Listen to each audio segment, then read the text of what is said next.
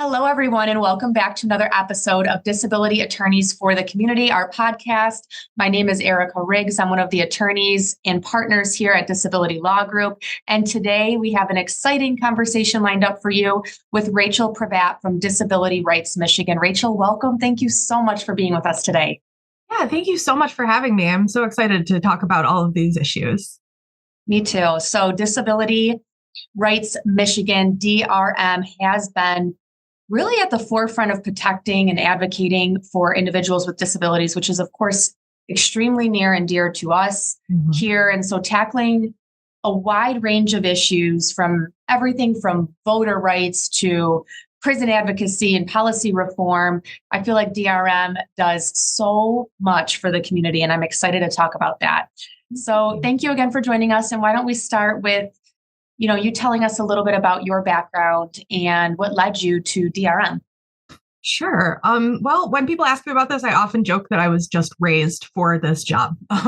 So not only do I have disabilities, but my mom worked in disability services pretty much my entire life and was a really great model of the kind of fierce advocacy that protection and advocacy systems really value.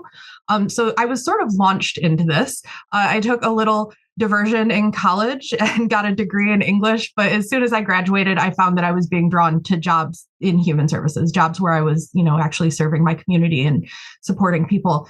And since then, I've worked with so many populations over the last 20-ish years. But I keep coming back to people with disabilities, not just because it's part of my identity, but also because it's an identity that occurs across all ages, all demographics. Any one of us could be or become a person with a disability. So it tends to be an issue that touches kind of all areas of life and all populations and all geography. After years of that kind of work, I ended up at DRM because of the mandate to client focus in the protection and advocacy system. So there are lots of different advocacy organizations, grassroots, publicly funded organizations that do work that's similar to what we do. But protection and advocacy is unique that we are mandated to serve the wishes of our clients within the law and professional ethics. So we advocate for things that might not necessarily be popular, but really speak to the dignity and self-determination of our population. So I started out doing direct advocacy, investigating abuse and neglect and advocating for services. But in the last few years, I've moved into outreach and voting work because I really want to spread the word of our work and how important it is, especially since we rebranded in 2020 when we shifted from being Michigan Protection and Advocacy Services to now Disability Rights Michigan. We want people to know who we are and what we do, and that we are this incredible asset that can help them through all sorts of things. So I got really excited about outreach. And then as I worked towards the end of my master's in social work, I've become really galvanized in the fact that I think that outreach and communication and education of communities is really important and impactful work. It's work that spreads and self-perpetuates and can really change attitudes and policies. So it just feels like the right place. I absolutely love that. And I can literally feel your passion for advocating and the resources you have for people with disabilities. And I really want to get that out there.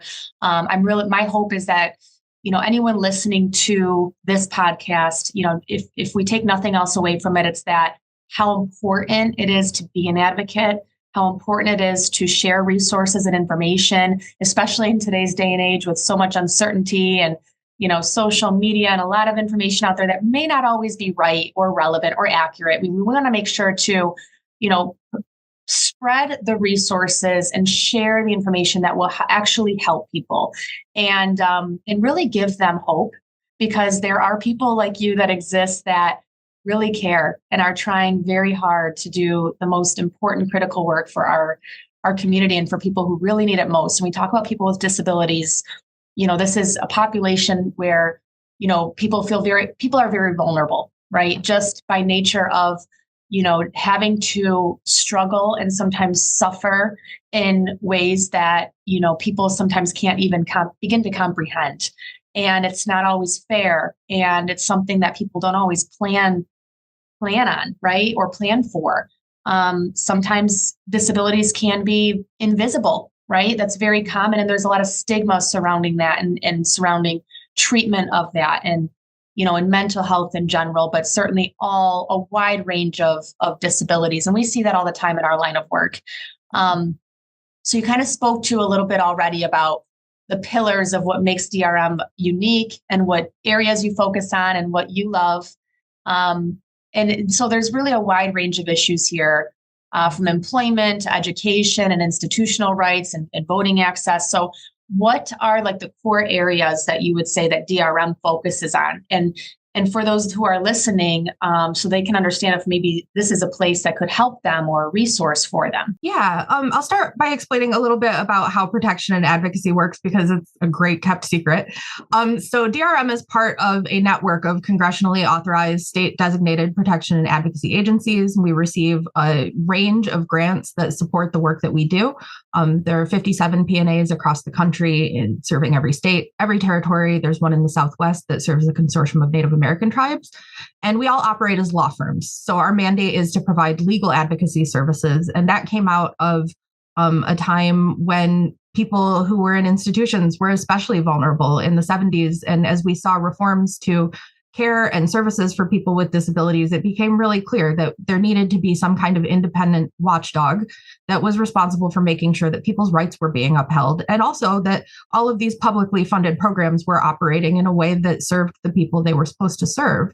So we receive a range of grants. Those grants, some designate specific populations, whether that's people with developmental disabilities, people with traumatic brain injury, but there are also service areas that we receive specific funding for. So people who have representative payees for their Social Security, we have services to monitor those services.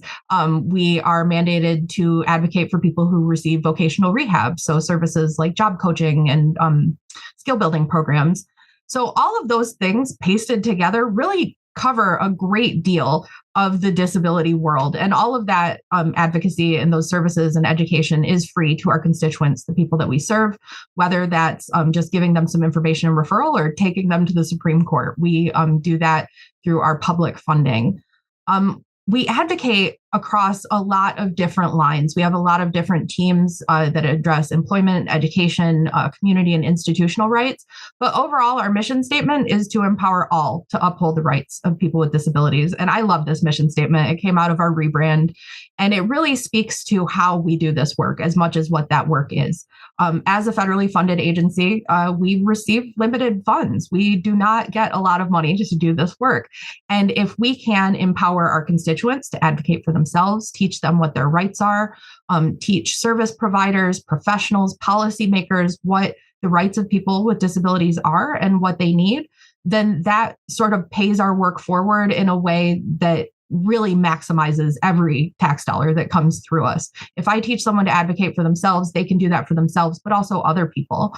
And especially in institutional settings, we see huge impact there. If I assist somebody in a state hospital with a rights issue, the next person they meet that has that issue is very likely to get their own peer advocate in that person. So by cultivating those resources and sharing resources with other organizations, we really pay forward that work. But I often say we're the disability people. If there's an issue, we can probably help. If we can't, we pretty certainly know who can. And I always encourage people to call to ask. We have a really great information referral team. We have both generalists and subject matter experts, and they can really guide you to whether we can help you or someone else can help you. And I also really emphasize when I speak to people that we want to hear stories even when, unfortunately, we can't help. We know that there are issues that need to be fixed at the legislative level or issues that need to be fixed at a much larger systemic level. And every time we hear from a person affected by those issues, that potentially gives us the opportunity to tell a story, to move a legislator or move a policymaker or humanize issues that a lot of people just aren't aware exist. So I just really encourage people to call if they think we might be able to help. And yeah, there's a wide range of things we can do. Thank you, Rachel. That is outstanding. I think I'm even learning quite a bit, and it's so important. So I want to take this back to my team and explain, when I learn new information and resources and really the organizations that are doing the good work in our community and trying to make those legislative changes, those positive changes that really impact people. And so I I love hearing about this. Thank you so much for sharing more. And really what I'm hearing is that Disability Rights Michigan offers a comprehensive and really wide range of resources and information for people and their families who have a disability. And so, whether it is you have a question about what your rights are, or you would like some services, potentially vocational services, educational services, or any type of resource for someone with disabilities, they could and should give DRM a call. Absolutely. And I would also add that professionals and other folks who aren't in that category of our clients and their families can also benefit from our services. We consult with other law firms on disability law issues. We consult with policymakers, with the state systems and departments. If, MDHHS state hospitals has an issue with ADA compliance and service animals, we're probably the people they're going to reach out to, because we can provide an overview that a lot of other organizations can't. So we want to be a resource to anyone who touches disability issues, and really encourage even the organizations and agencies that we've had adversarial relationships with on specific advocacy issues. Often we share a lot of goals, whether that's raising the pay for direct care workers, or expanding access to home and community-based services, or ensuring that people who qualify for Medicaid get the services they have the right to. Those are things that service providers want as well. So we, I think, can be an asset across the board and really work to be beneficial to our constituents in every way that we can. I love that. And so, and knowing that DRM is completely free, to be able to access the resources, the advocacy efforts, to be able to talk to someone and get help from somebody at DRM is completely free to anybody who were to call or to come to you, right? Absolutely. Yes. We will always take paid consulting.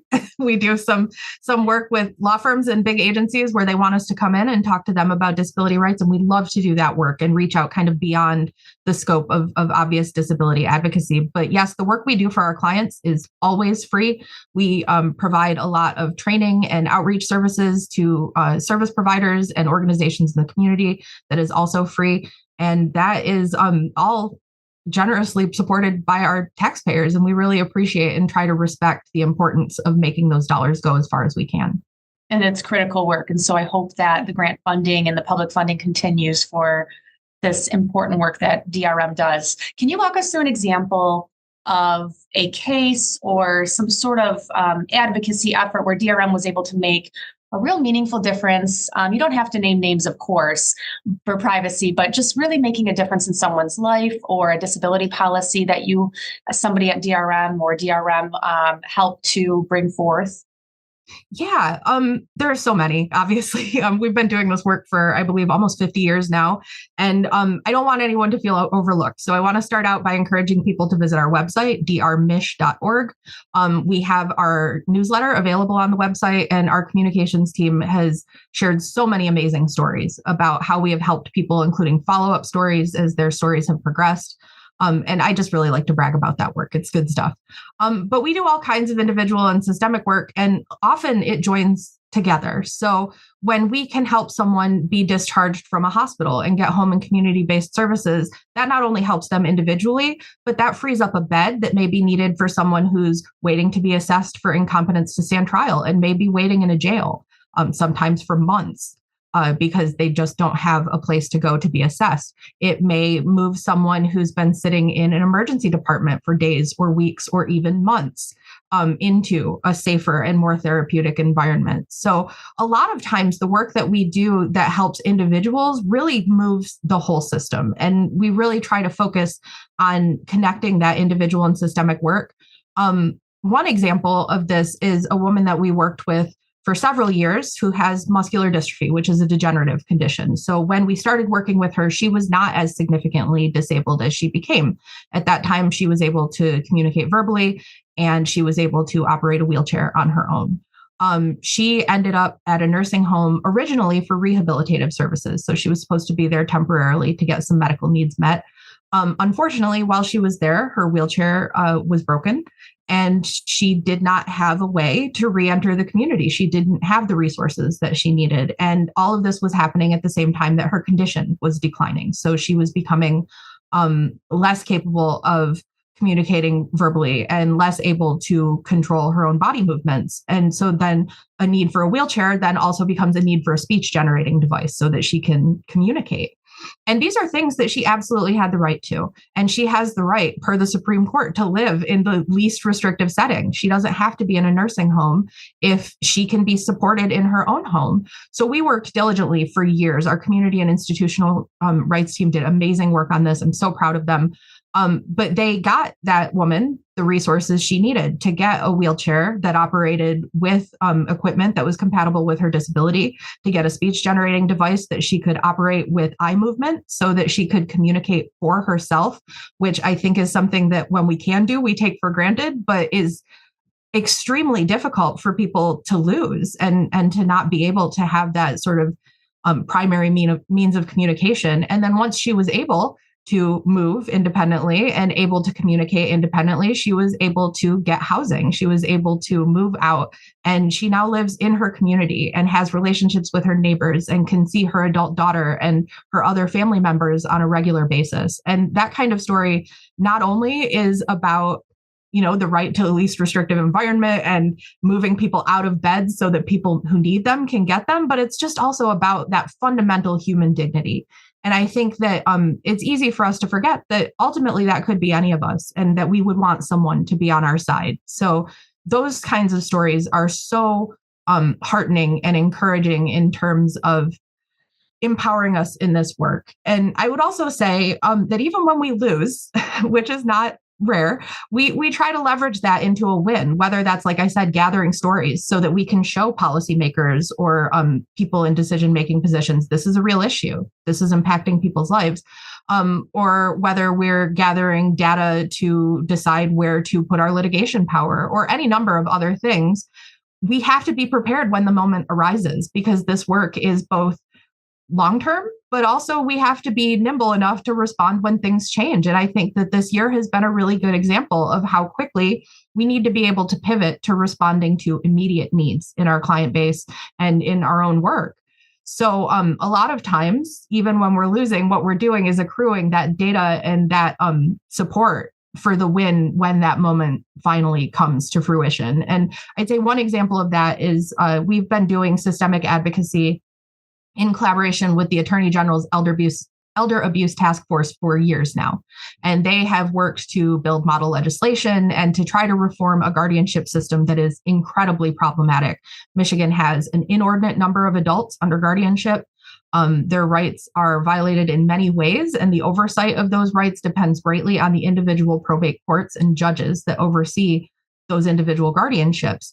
So this is a terrible problem of disempowerment and people being financially exploited, losing the lives and assets that they worked so hard for, losing the dignity of being a part of their community and their family. And while we haven't moved policy yet, we are seeing how we are building momentum and how we are building concern about this issue and how public attention is growing around this issue. So in all of these losses and all of this advocacy that in the short term can feel kind of fruitless, we're ready for the moment. And we are poised for when that story happens, when that opening occurs, to rush in with the model legislation, with the best practices, and with the voices and experiences of our clients, so that that is what shapes those changes rather than, service providers or budgets. Absolutely. It's so important, the work that you are doing and everybody at DRM is a part of. And I think it's really important that everybody contributes in any way you can. Nothing can be too small, right? Whether it is, volunteering, perhaps we can talk a little bit more about that later. I certainly want to talk a little bit more about the legal and policy changes that has been a focal point for DRM, but it's so important to give back and whether it's helping with grant funding or public funding or supporting, sharing the mission, the volunteer initiatives, sharing the legislative approaches and, initiatives that DRM cares about, or even just telling friends and family members about the work, because I think a lot of people don't realize that such a wonderful place like DRM exists and that it's free, and that anybody can call and get some guidance. And I love that. So let's talk a little bit more about the legislative changes and policies and what people with disabilities and the challenges that they're facing can maybe expect. So I know curbside voting, polling place accessibility, and election law changes have been a major concern for voters with disabilities. How has DRM been involved in making the voting process more accessible? Oh, that's a great question. So voting is kind of my entry into outreach, and it has been a very exciting experience growing our voting program. We receive dedicated funding through the Protection and Advocacy for Voter Access grant that was brought about in 2002 as part of Help America Vote. And the Help America Vote Act also says that people with disabilities have the right to vote privately and independently in the same ways as anyone else. So they are required to have access to an accessible voting machine at their precinct, at their location. They don't have to go somewhere else. They don't have to make a compromise. They don't have to vote absentee. But if they want to vote absentee, they have the right to do that accessibly and independently. So a lot of our work is just upholding these broader ideals that are so important to voting. And I do want to note, because it is a common misconception around voting in Michigan, that people with disabilities in this state do not have their right to vote limited on the basis of their disability. So even people who are deemed to be incapacitated and assigned a guardian, even people who are deemed to be in need of involuntary psychiatric treatment retain that right to vote throughout that experience. So people in state hospitals have to get the support and the information to exercise those rights if they choose to. People with guardians need the support and information to exercise those rights. And again, I bring this up because people tend to assume otherwise, and even professionals, even to some extent, elections administrators are not aware of this. And we see how that causes barriers. And we also see how that causes this chilling effect, where if people don't feel welcome in that experience and process, they're not going to feel engaged. They're not going to show up. So from there, the policy changes that we've tried to make have mostly been about making sure that people with disabilities are heard and recognized in their diversity and complexity, right? Not every person with a disability is a wheelchair user. Not every person with a disability is blind or low vision. So accommodation depends on the individual, and needs depend on the individual. So a lot of the work we've done on a systemic level has been working with the Bureau of Elections. They have an ombuds for accessible elections, Dave Foster, who is an incredible ally to us and helps us have a voice within the actual election administration world.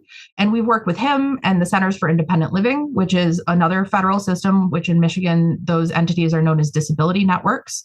And also with Detroit Disability Power, a grassroots organization, to do polling location accessibility checks and reviews and really start to accrue some data around where there are barriers to accessibility in the voting process. And I find that when I speak to clerks or voters or service providers, they're shocked to hear how many polling locations are places where there's stairs and no ramp, how many polling locations there are where the parking lot is a dirt field, and whether or not it's muddy or accessible or snowy is going to depend on the day.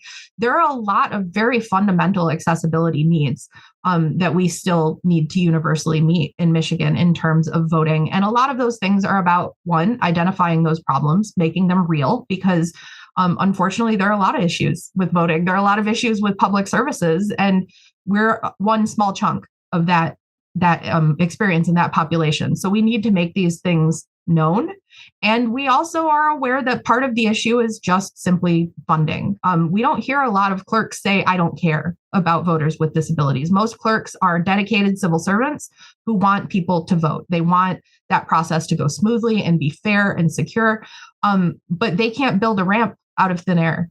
They can't magically change the way a parking lot is configured at a school. If they even have access to schools, which many municipalities do not have access to schools for polling locations anymore. All of that stuff costs money.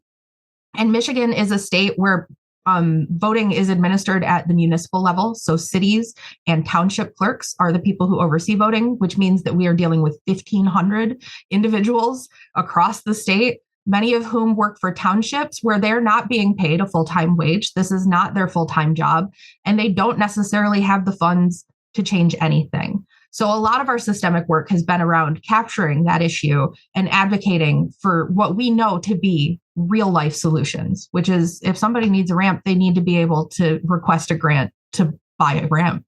And those things aren't expensive in the grand scheme of budgeting and government, but piece by piece, they do add up. So we really have worked hard to advocate to bring more attention to that issue. I just spoke with the Legislative Disability Caucus about that and hope that will move folks to take more interest in this. Another issue that we worked on systemically actually isn't a policy issue just so much as an information and education issue. We work with a broad range of disability advocates and voting advocates and have participated in coalitions like Promote the Vote to help make sure that the voices and needs of people with disabilities are recognized across voting advocacy. And we have distributed over the years the michiganvoting.org Know Your Voting Rights Guide, which is a fantastic publication that you can access on michiganvoting.org. You can find it in print. It is updated at every major election to make sure that information is timely and correct. And while this was an amazing resource, it was not necessarily a complete resource or a fully accessible resource. So in working with michiganvoting.org, we proposed that we revise the guide and worked with them with their financial and just general support to create a guide that is easier to read, making it not only more accessible for people with disabilities, but just more accessible for people in general. It's easier to understand. It has very clear information about things like the registration process, and it integrates information about the rights of disabled voters into the larger guide. So rather than having a guide for disabled voters, we have a guide for every voter in Michigan. And that guide is available in every language that a ballot is available in. So that's English, Spanish, Arabic, and Bangla. It is also available on their website, so it would be compatible with screen readers. It is available in video form. And really, the accomplishment of this project, which I'm so proud of, really came home to me during the election season, the first time I saw michiganvoting.org advertisement on television. That's when it became real for me, because, up until then, it feels very much like you're inside these advocacy communities and you're sort of talking to each other.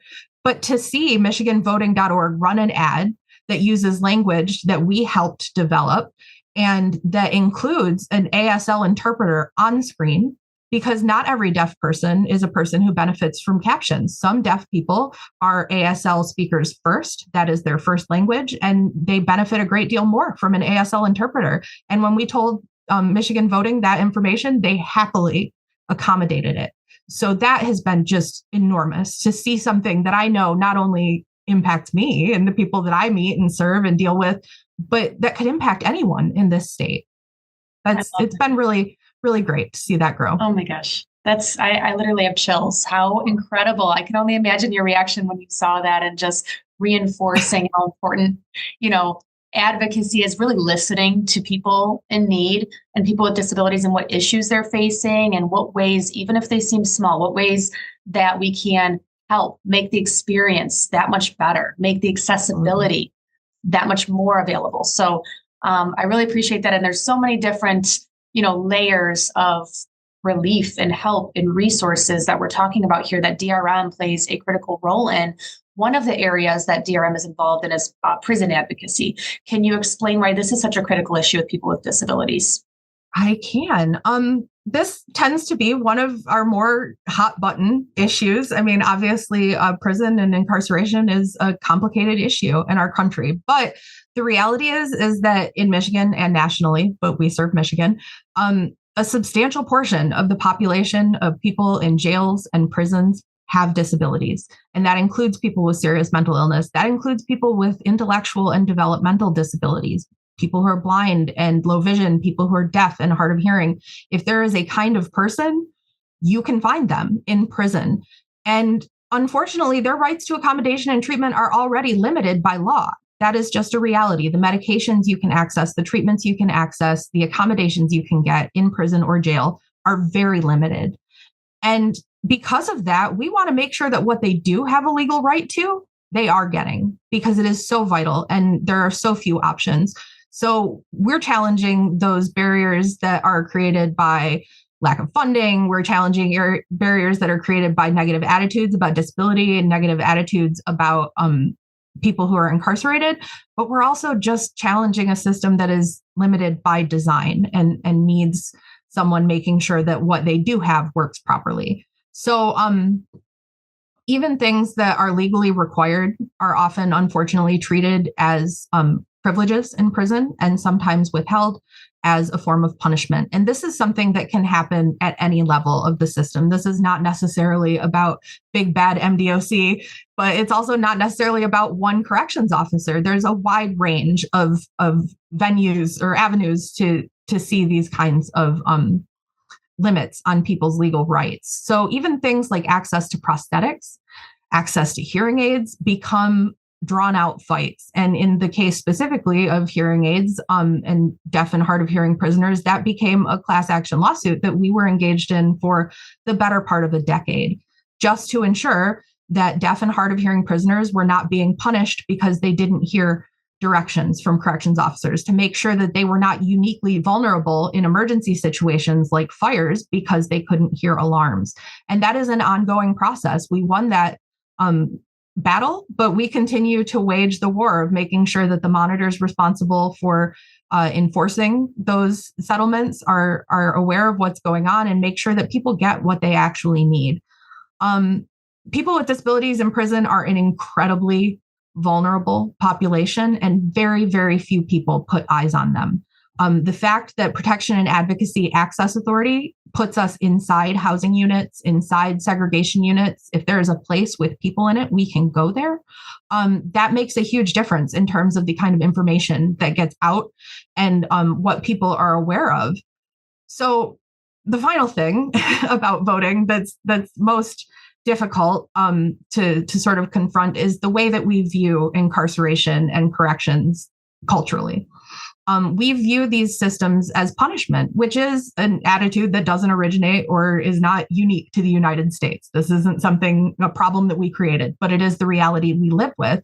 And if we're not thinking about rehabilitation, if our goal is not to make sure that when people leave prison, they're better prepared for the world, then that really devalues the importance of making sure they're healthy, making sure that they are not becoming more disabled or more sick throughout the experience of being incarcerated, and making sure that they're prepared to live in the community when they get there, even if that means helping set them up with the services they need for their disability, or making sure that they have, the treatment that they need. All of those things can be very difficult to convince people are important.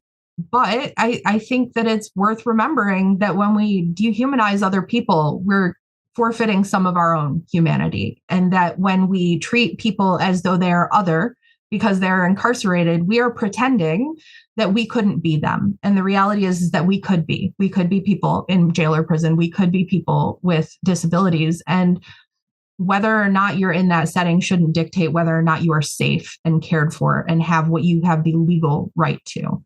So I think that's all really important to remember. It's also important to remember that having a disability, especially depending on where you happen to be located in the system, can be a barrier to programs and the parole process. If you are a person who needs educational services to make progress in parole, but you are spending all of your time in segregation because you are in mental health crisis and need to be observed, then you're not making progress towards parole. If you are a blind person who can't access educational programs, or if you are a person with mental illness who can't go to group because you are so acutely symptomatic that it's not safe for you to go to group, that creates extra barriers. So we see costs that go beyond the human cost, go beyond the cost of the dignity and humanity of prisoners with disabilities, and are costs literally to the taxpayer. Every time someone spends an extra year in prison because they couldn't get what they needed, that's a year we pay for. And these are not systems that are underburdened. These are not systems where they are desperate for more people. Unfortunately, our prisons have people coming all the time. So where we can advocate for more appropriate treatment, more appropriate settings, we are not only getting people with disabilities what they need, we are also helping to alleviate these pressures on these overburdened systems. Nobody becomes a corrections officer to work in a psychiatric hospital. Nobody becomes a corrections officer to provide nursing home services. But those are the kinds of situations that we put corrections officers in, and that's not safe for them. It's not safe for the people we serve, And we want to do everything we can to alleviate those pressures and put people where they belong so they can get what they need. And I think that's, there's a lot of issues there to unpack as far as what types of barriers to the support that people need, those with mental health conditions, those any level of disability, and not having access to the basic human needs, the basic supports to be able to, really be able to do the best that they can. Aging populations, in order to hopefully rehabilitate that person, right? So in what ways would you say that DRM is helping, whether it be legislative relief or maybe getting phone calls from people and their families to really bring about more awareness and helping to really mitigate this problem that we're seeing? That's a great question. We try really hard to work on sort of as efficient a level as possible. We have exactly one advocate who specifically works with prison populations. She is a miracle worker and a great person, and also used to be a corrections officer. So she has a really unique perspective on this work and the experiences not only of the people incarcerated in prison, but also the people who work there. But that's a lot of work for one person to do. And the rest of us help with things like monitoring, but there's a lot of things that she has to handle. So we do a range of things. We engage in systemic advocacy, working with organizations like Open My Door, which is the state level version of the Unlock the Box Prison Segregation Reform Coalition. Segregation is commonly known as solitary confinement, and many people spend significant portions of their time incarcerated in segregation, whether that is because they have asked to be put there for their personal protection, whether that is because they require observation, or whether that is because of an administrative need, that they're a threat or a security concern if they're not in segregation.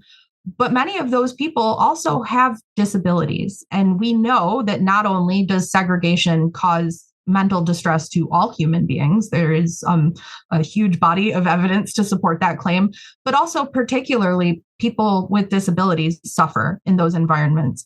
And I do feel like I should note that what's available to people, especially around these issues, depends on what facility you're in. And unfortunately, in Michigan, that also means that it depends on your gender. Women in the Michigan Department of Corrections have very limited options. There's one facility, so everything gets done at that one facility. Men can go to facilities that are specifically for residential treatment, specifically for psychiatric acute care, and specifically for medically fragile and aging populations. There are places for them to go that are more like hospitals, that are more therapeutic settings, and that are still just as secure.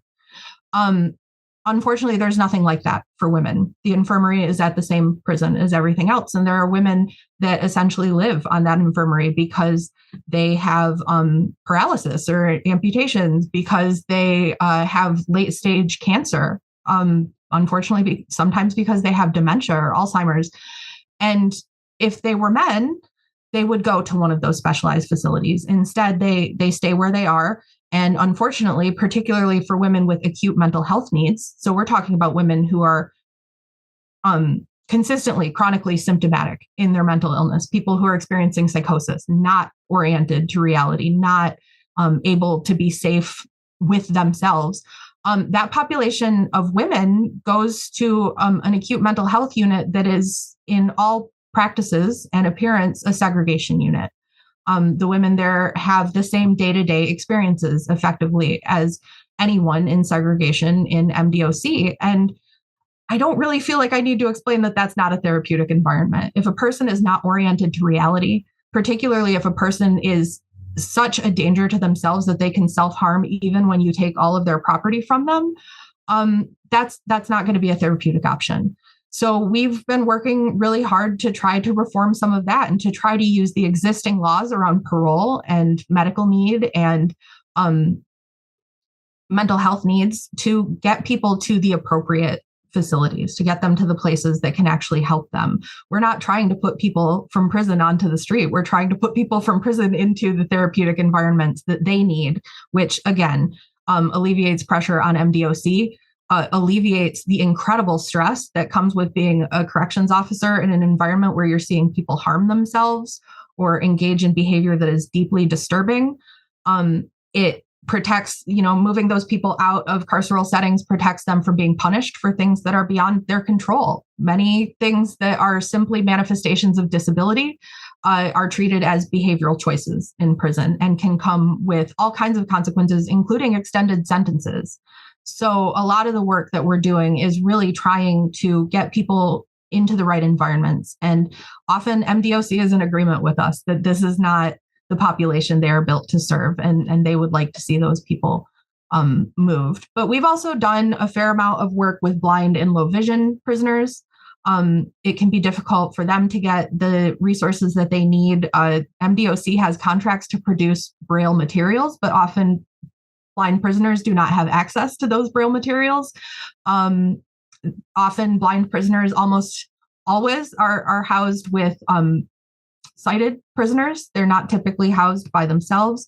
And that can cause not only vulnerability from intentional harm and exploitation, right? If you're housed with somebody who steals your food or goes through your letters and, gets your family's personal information, all of those things are really scary. But there's also the reality that if you're housed with someone who can see, they don't know not to move your stuff.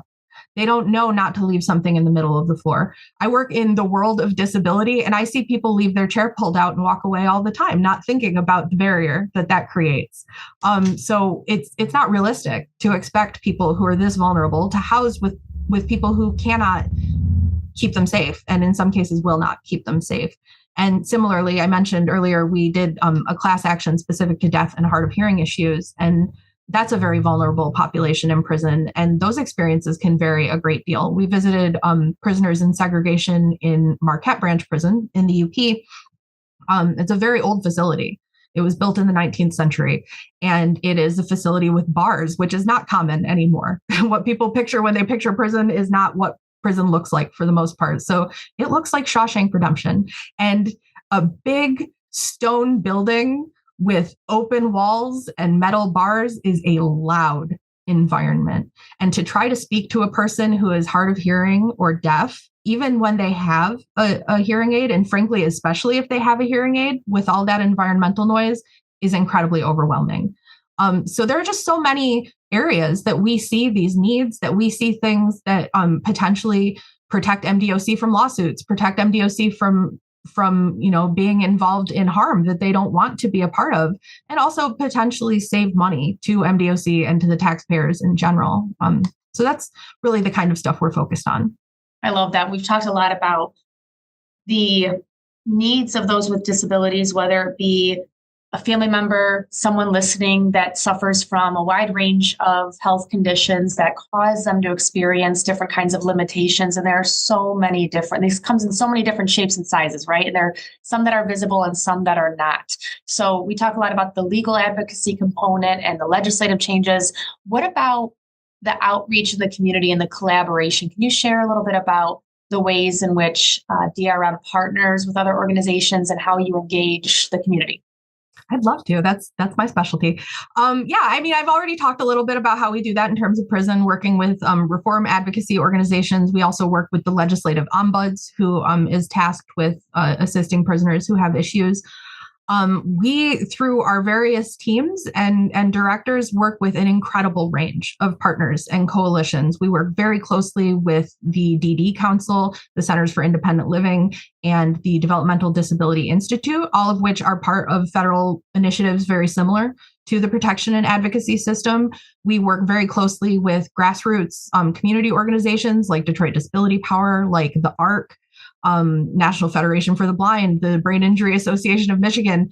Often I view our role, especially in outreach and collaboration, to be the hub of all of these other amazing groups that are specialized in one way or another, whether they serve a specific population or they address a specific issue.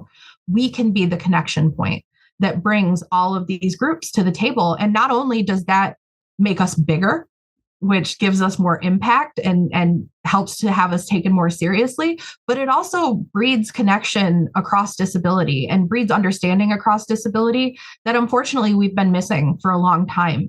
Disability populations tend to be very siloed, especially based on service needs and diagnosis. It's very common that people understand that there is a deaf community. And the deaf community grew out of a time when most deaf people went to schools for deaf people. And they, through that experience, learned to advocate for themselves and became a cohesive community with a culture and a movement. And that's very powerful. But that's typically divorced from disability as a larger movement. Same thing for people who are blind or low vision. Traditionally, very early in the disability rights movement, a lot was done by people with cerebral palsy, because that's a community of people with developmental disabilities who experienced institutionalization, even when they could have lived in the community with pretty minor supports. But we want all those people at the table together. I want to bring together a group that understands that we are ultimately all in the same fight, and that we will gain more by working together and leveraging our collective power than we will by being pitted against each other to fight for scraps. So that's really a lot of the work that we're trying to do. We want to move policy. We want to make lives easier and better and make sure that services are well funded and delivered. But I also want to just build a world where disability is not something that is stigmatized or shamed, where it's something that's recognized as just a natural part of life. There have always been people with disabilities. There will always be people with disabilities. And as I said before, and we'll say probably 10 more times, we could all become those people, even if we are not now. And our family members can become those people, even if we are not now. Often people don't understand that an accident or an illness, even something like a urinary tract infection in elders, can cause a mental health crisis that is very real. That is a psychiatric issue caused by a medical issue. And suddenly, welcome to the world of disability. So I think it's just so important that we really build a world where we can be okay with disability, where we can accept that and move forward as a group of people who deserve dignity and respect and a voice in all of this. So many things about policy and the way we shape our world directly affect people with disability and affect our ability to move around our own communities. And we need to be at those tables, whether it's talking about building codes or civil rights or education or employment. If we're not there, then we're not being fully considered. And when I say we, I don't mean just one person. Even if you're talking about one kind of disability, one person with cerebral palsy can tell you what they need. They can't necessarily tell you what universally their community needs. And they certainly can't necessarily tell you what all people with developmental disabilities need, or all people with disabilities in general need. So in developing our outreach approach, have really focused on trying to bring together representative groups, right? We want to see all kinds of folks with disabilities coming together, speaking about their experiences, and making accessibility a real life thing that people think about. I love that. And I love what you said about just really building a world where we're ending that stigma, where we can openly talk and communicate about the issues that face so many people with a wide range of disabilities, cognitive, mental, physical, sometimes and usually a combination thereof, and just really help leverage the community and our resources and all the tools and knowledge that we have, really sharing that with each other, just to try to help our community thrive. And I think that's a really big part of it, and what makes DRM so special. And so I want you to talk a little bit about the goals and maybe the projects and programs that DRM is currently working on. Oh, goodness. There are so many things. DRM sets our focus areas on an annual basis, and that's essentially a requirement of the protection and advocacy system. I believe the minimum is every 2 years. We do it annually. We do that through a process of surveying our clients as we close cases and send out closing letters. We ask them what matters to them. We also ask them how we did. We care about that. But we want to know, is there something we're not seeing? Is there something we need to do more about? Because there are more issues than there is time, and we are all focused on the work in front of us. So we need to hear from outside. We also survey our staff, because our staff might work in one area, but see things that affect another area. If I go into a monitoring visit in a child caring institution, my primary purpose is to monitor that institution. But if I meet 15 kids who can't get their educational needs met, that's an educational problem for our education team. And that's something we want to bring back to our our table when we consider focus areas. We also have a general community survey that anyone can access on our website that allows you to give your input. But those focus areas are approximately, I'd say, half things that stay the same and half things that change. We are always going to be focused on eliminating abuse and neglect. The investigation and prevention of abuse and neglect is the reason that the protection and advocacy system exists. And it is one of our most pressing responsibilities. We want people to be safe on a fundamental level and have their needs met on a fundamental level. That doesn't change. We receive grants specifically for voting. We receive grants specifically to support people who receive vocational rehab services. So those are things that remain priorities. But then there are also things that arise. So in the past several years, we've included focus areas relating to prison advocacy and making sure that that population is served. That's not necessarily something that will continue in perpetuity because, again, things change and we have to be able to pivot when we need to pivot. But right now, that is a priority because we see the need. Similarly, systemic guardianship advocacy is something that we are focused on now that we're not necessarily, hopefully, always going to need to be focused on. DRM does not typically engage in individual advocacy on guardianship issues, which is a great source of frustration for our clients, for ourselves, for service providers who themselves can't do anything about bad guardians. You know, we all want to fix this problem, but on the individual level, the process of representing a client as an attorney, the process of that client having to pay not only for if they have a private attorney other than us or a court-appointed attorney that they can pay for, but also then potentially also paying for their guardian's attorney, which is their responsibility in a guardianship hearing, potentially paying for their expert witnesses, which involves things like assessments to determine whether or not they need a guardian. Those things are incredibly costly. And first and foremost, they will come out of the pockets of our clients.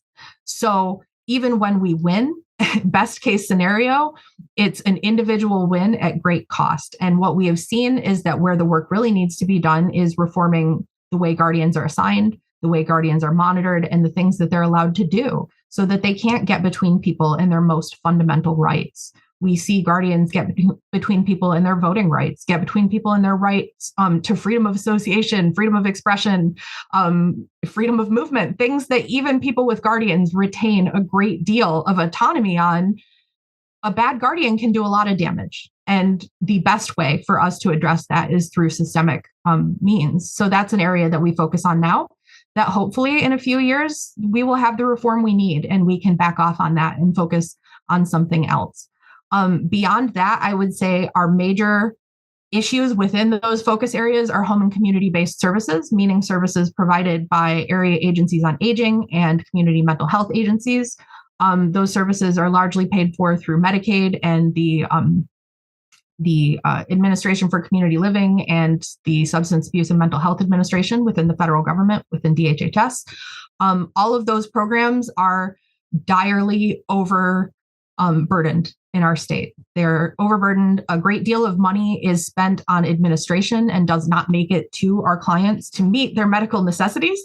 And unfortunately, what we're seeing is that this problem is compounding because anytime you let someone go without basic home and community-based services, whether that's direct care staffing, whether that's therapy, whether that's just making sure that they get the right medications and can actually see a psychiatrist, those lacks lead to real crises, which lead to people in emergency rooms, lead to people in jails, lead to that backup that I was talking about earlier. And all of that costs an exorbitant amount of money that would be much better spent getting people what they need in their homes and returning to an emphasis that we had in past decades on, when I say in their homes, meaning actually in their homes, not necessarily in a group adult foster care setting, not necessarily somewhere where they have been placed by a case manager with strangers and have staff that they don't necessarily choose or like or trust. We want that push for self-determination back. But the reality is that the money is not there right now. And that's an area where we want to see changes. We want to see networks that can meet basic Medicaid requirements, which is not where we are now. We want to see kids getting something between case management and institutionalization. Kids have a terrible time getting services like occupational therapy. ABA, even basic services like respite and community living support, so that their parents have some time where they're not directly attending to their needs of their child with a disability. We've engaged in multiple lawsuits to try to move this issue, and we continue to engage in those. I encourage everybody to visit our website. We have a litigation tracker that's very cool, where you can see where we are in the process, explained in as simple language as attorneys will allow. So I think that that's a big issue that we're trying to move, especially because we see how it touches everything else, whether it's child caring institutions, state hospitals, prisons, jails. The system is backed up at that level of getting people basic home and community-based services. And beyond that, it's really just kind of trying to hold the line on the rights and services that people are getting, because unfortunately, as funding erodes and as public opinion shifts, those things can fall by the wayside. And if we don't sound those alarms, a lot of people won't even notice that they went away. So that's the kind of work that we're focused on. Wow. I love that. And I got to say again, your passion for this, you are at the right spot. Your passion for this is really palpable. And I just implore people to learn as much as you can. As Rachel said, I mean, this is an issue, and just people in your life that you can think of. Of course, we know here at Disability Law Group, our clients face a wide range of disabilities, and we get calls all the time, whether from a client, someone just looking to know and better understand their rights. Maybe they want a referral, or they're seeking out resources that not a lot of people know about, resources and organizations like DRM. So I implore you to check out their website.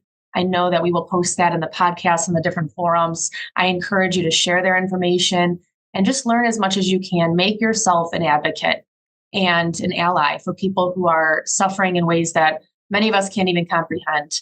I do want to note, too, that DRM will be at our fair every year. We host our free legal aid and resource fair in May. And this year it is going to happen on May 16th at the Troy Community Center from 12 until 3 p.m. It's completely free, much like the services offered by DRM. So you can come there, you can learn a little bit more about what they do. There'll be a lot of free resources, hygiene kits. We have food distribution, a lot of great prizes and supports offered. Again, it's completely free and it's open to the public. We have free coffee and snacks. We also have a kids craft corner. So what we found is that people who come through and they want to know about resources, and they also want to get their legal questions answered in more of a private setting. If they don't want their child to maybe hear that conversation, we will have volunteers that will be available to help with crafts and just making sure that everyone is getting access to the support and services that they could benefit from. So hopefully you can come on out,